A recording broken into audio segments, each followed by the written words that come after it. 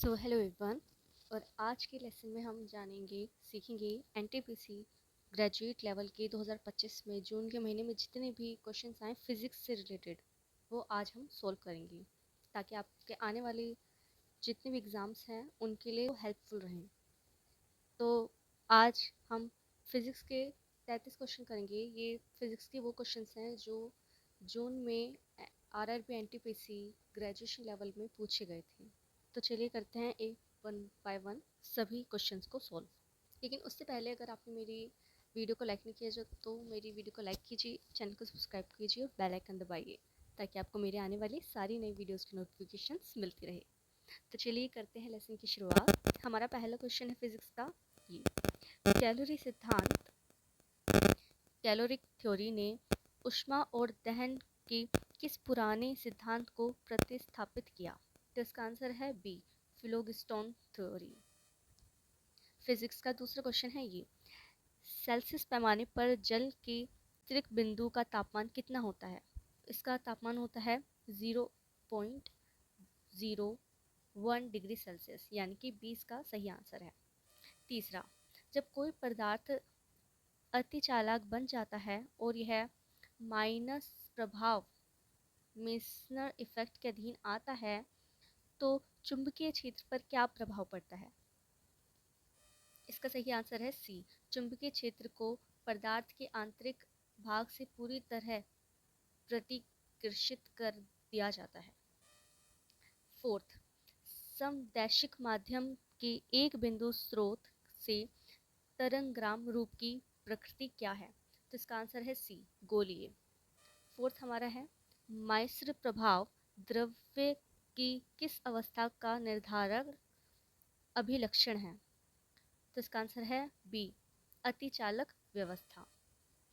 सी, प्रयोगशाला थर्मामीटर में सामान्य ताप परिसर कितना होता है? इसका आंसर है सी, यानी कि -10 डिग्री सेल्सियस से 110 डिग्री सेल्सियस तक। 7, 10 किलोग्राम द्रव्यमान का एक पिंड 5m/7 के एक समान वेग से विद्यमान है। इस पर कार्यरत शुद्ध बल कितना है? इसका आंसर है डी, 2 0n। 8, ध्वनि तीव्रता का एसआई मात्रक निम्नलिखित में से कौन सा है? इसका सही उत्तर है वाट प्रति वर्ग मीटर। 9, निम्नलिखित में से किस आधुनिक भौतिकी विज्ञानी ने न्यूटनी यांत्रिक के मूलभूत सिद्धांतों की गहनता से जांच की थी?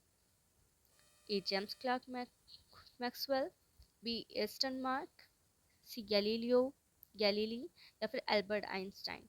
तो इसका सही उत्तर है एल्बर्ट आइंस्टाइन। एल्बर्ट आइंस्टाइन ने आधुनिक भौतिक विज्ञान के न्यूटनी यांत्रिकी के मूल सिद्धांतों की गहनता से जांच की थी।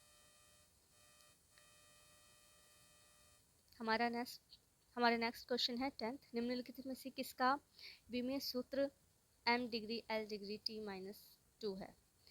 तो इसका सही आंसर है बी, कोणीय त्वरण। 11, निम्नलिखित में से कौन सा तापमापीय गुणधर्म नहीं है?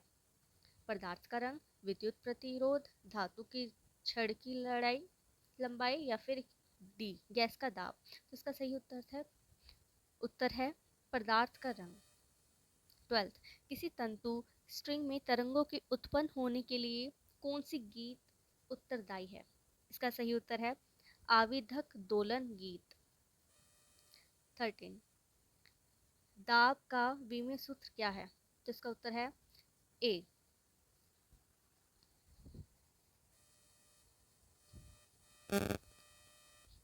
14, मूल और व्युत्पन्न दोनों मात्रों के संपूर्ण समुच्चय को क्या कहते हैं? इसका सही उत्तर है बी, मात्रकों की प्रणाली। 15, प्रतिरोध को परिवर्तित करने के लिए परिपथ में सामान्यतः किस घटक का उपयोग किया जाता है? इसका सही उत्तर है सी, धारा नियंत्रणक। 16, निम्नलिखित में से कौन सा एक पूर्ण चक्र के दौरान ज्वावक्रिय तरंग सिग्नल के आकार का सर्वोत्तम वर्णन करता है? इसका उत्तर है डी, एस आकार की तरंग। 17th, किसी तरंग का शिखर वह बिंदु होता है जहां वह विक्षोभ डैश पर होता है।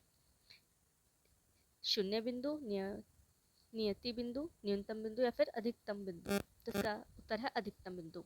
किसी तरंग का शिखर वह बिंदु होता है जहां पर विभोक्ष अधिकतम बिंदु पर होता है। 18th, किसी तिनत डोरी को किरशत या वाविक्षुब्ध करने के पर मुख्यतः किस प्रकार की तरंग उत्पन्न होती है? राइट आंसर इज बी, अनुप्रस्थ तरंग। 19th, 0.01 सेकंड की अवधि वाली ध्वनि तरंग की आवृत्ति डैश होती है। इसका सही आंसर है सी, 100 Hz। 20th, परावर्तन के द्वितीय नियम के अनुसार सभी आपत्तिकरण आपतन बिंदु पर दर्पण के अभिलंब और परावर्तीकरण डैश होती है। तो इसका सही आंसर है एक ही तल में स्थित। 21, वोल्ट मीटर को परिपथ में समांतर क्रम में क्यों जोड़ा जाता है? इसका सही उत्तर है सी, दो बिंदुओं के बीच विभवांतर मापने के लिए। 22, आधार रेशियो की मात्रकों को क्या कहा जाता है? एंड राइट आंसर इज मौलिक या मूल मात्रक। 23, वायु में ध्वनि तरंग किस प्रकार की तरंग होती है? तो वायु में ध्वनि तरंग अनुदैर्ध्य प्रकार की तरंग होती है, यानी कि ऑप्शन बी इज करेक्ट। 24, ध्वनि तरंग उत्पन्न करने के लिए क्या आवश्यक है? तो ध्वनि तरंग उत्पन्न करने के लिए ऑप्शन ए, केवल कंपन और प्रत्यास्थ माध्यम आवश्यक है। 25, निम्नलिखित में से किस भौतिक राशि का विमा ml-3 है? तो इसका सही उत्तर है ए, घनत्व। 26, जब कोई पिंडा किसी तरल पदार्थ में डूबा होता है और तरल पदार्थ को विस्थापित करता है तो कौन सा बल उत्पन्न होता है? सही उत्तर है डी, उत्प्लवक बल। 27, कौन सा बल भौतिक संपर्क के बिना कार्य करता है और यांत्रिकी में खगोलीय पिंड की गति को नियंत्रित करता है? इसका सही उत्तर है गुरुत्विक बल। 28, किसी पदार्थ को गर्म करने पर उसके कणों का क्या प्रभाव पड़ता है? इसका सही उत्तर है ए, किसी पदार्थ को गर्म करने पर उसके कण तेज गिर जाते हैं, वे तेज गीत करते हैं। 29, विद्युत पोषण लाइनों के लिए सामान्यतः किस धातु का उपयोग किया जाता है? इसका सही उत्तर है तांबा और एल्युमिनियम।